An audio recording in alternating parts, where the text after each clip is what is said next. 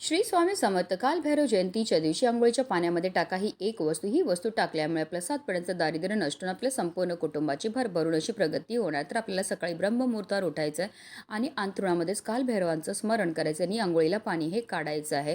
अंघोळी करता तुम्ही थंड किंवा गरम पाणी घेऊ शकता. त्या पाण्यामध्ये सगळ्यात पहिली वस्तू जी आपल्याला टाकायचं ते म्हणजे गंगाजल. त्याचबरोबर आपल्याला चिमूटभर काळे तीळ टाकायचे की अगदी तुम्ही काळे उडीद टाकले तरीही चालणार आहे. त्याचबरोबर आपल्याला चिमूटभर खडे मीठ टाकायचं आहे. तसेच 1 चमचाभर गाईचं कच्चं दूधसुद्धा टाकायचं. तर या सर्व वस्तू आपल्याला अंघोळीच्या पाण्यामध्ये टाकायच्यात आणि आपल्याला स्नानही करायचे. पण बऱ्याचदा लोकं चुकीच्या पद्धतीने स्नान करतात. त्यामुळे सुद्धा त्यांना केलेल्या उपायाचं कोणतंही सुफळ प्राप्त होत नाही. म्हणून आपल्याला काय करायचं, 1 मग पाणी आपल्या उजव्या खांद्यावर टाकायचं, 1 मग पाणी डाव्या खांद्यावर टाकायचं आणि त्यानंतर संपूर्ण स्नानही करायचे. स्नान करताना आपल्याला या एका प्रभावी मंत्राचा जपसुद्धा करायचा आहे.